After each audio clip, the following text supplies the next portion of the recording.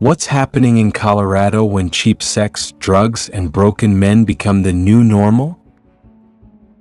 In the heart of Colorado, once hailed as America's paradise to live, there now exists a hell that few dare to face.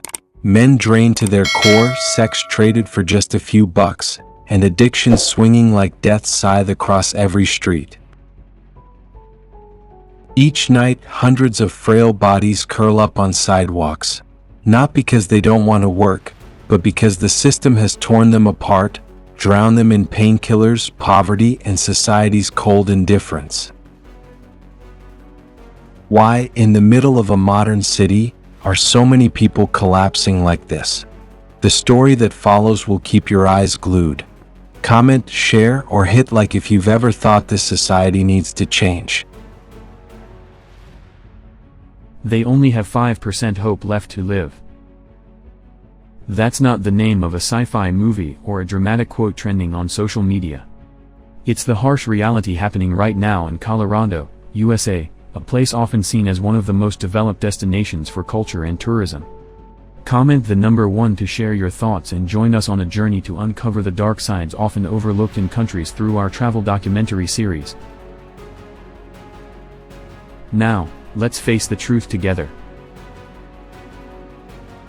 When you step into the poor neighborhoods, underpasses, or narrow alleyways of Baltimore, you quickly realize that not everyone comes to Colorado to reflect on culture or admire the sights. Many people, especially women and children, are living on the streets in extremely dire conditions, lacking food, medicine, and a place they can call home. The total number of homeless people in Colorado has surpassed 30,000, as of 2024, with women and children making up nearly 38%. By early 2025, that number had increased by 35%. Many of them have experienced domestic violence, unemployment, or simply couldn't overcome an economic crisis. A 32-year-old actress named Maya, whom we met, has been living in her car with her 2 children for 7 months. She said, "The hardest part isn't the lack of electricity or water, but the look of pity in my children's eyes when they realize they're not like other kids." While tourists come to Colorado to visit museums, stroll along the inner harbor, or explore the local culture, many children are missing out on school because they lack proper documents, legal identification, or simply lost their chances early on. A mother named Linda, 29, whom I met at the Westway shelter, shared that her daughter had missed several classes because her vaccination records hadn't been updated. The schools want to accept her, but the system and paperwork are the real barriers, she said. Comment the number 2 if you feel for these children and find yourself wondering whether our society is forgetting someone. Next, let's dive into the root of this crisis. Looking deeper into the numbers, we face a bitter reality. Nearly 62% of homeless women in Colorado were victims of domestic violence, and over 40% of them received no legal support after leaving their previous homes. These numbers aren't just statistics, they're signs of a broken social safety system. Rapid urbanization has caused the cost of living in cities like Baltimore, Rockville, and Annapolis to skyrocket, doubling or even tripling over the past decade. Meanwhile, housing assistance for low-income individuals has remained virtually unchanged. This imbalance is a direct blow to the lives of thousands of families. And those most affected, as usual, are women and young children.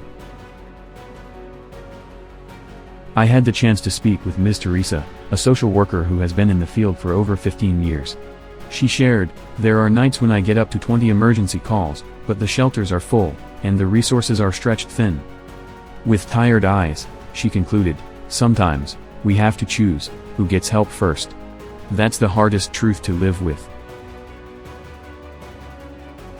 At the same time, makeshift slums have sprung up around abandoned industrial areas, places with no clean water, no waste management, and absolutely no sanitary conditions.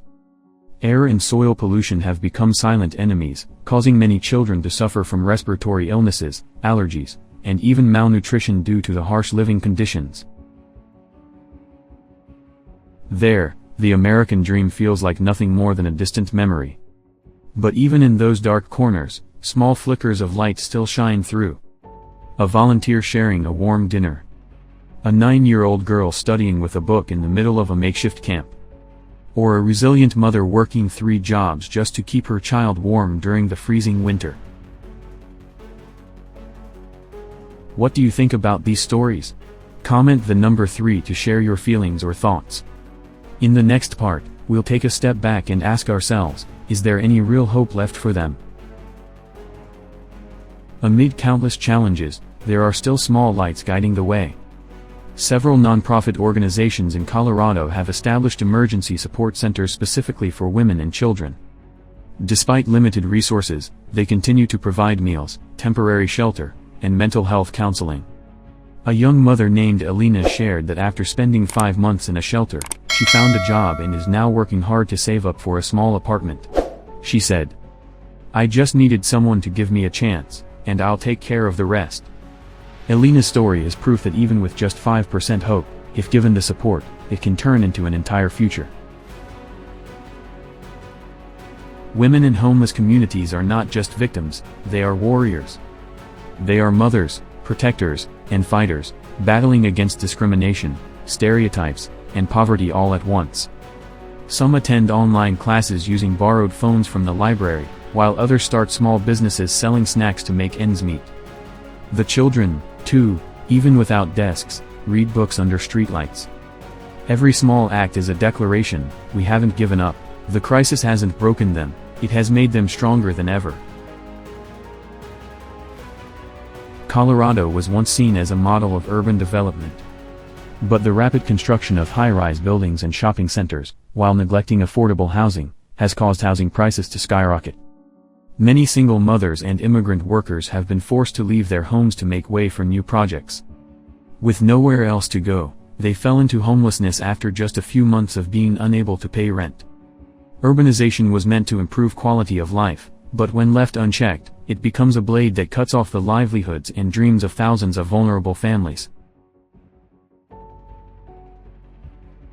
In the end, in every crisis, what truly keeps people standing isn't just money or policy, it's human kindness.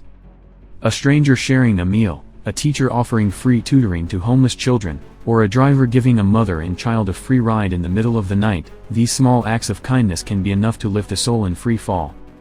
For women and children living without a roof over their heads, every bit of compassion is a lifeline that keeps them connected to life. And that, more than anything, gives us hope that humanity still exists, and it can still save a generation slowly being forgotten. Our journey isn't just a trip to explore the culture or people of a place, it's a reminder that behind every destination, there are lives that need to be heard. As global tourism continues to thrive, understanding the darker sides of society in the very places we visit is an essential part of creating truly meaningful travel experiences. This video is not just a travel documentary, it's a bridge between truth and awakening. It reminds us that travelers don't come just to take photos, but to feel, to understand, and to become part of the change. To the international community, this is a message that humanitarian crises know no borders, and neither does compassion.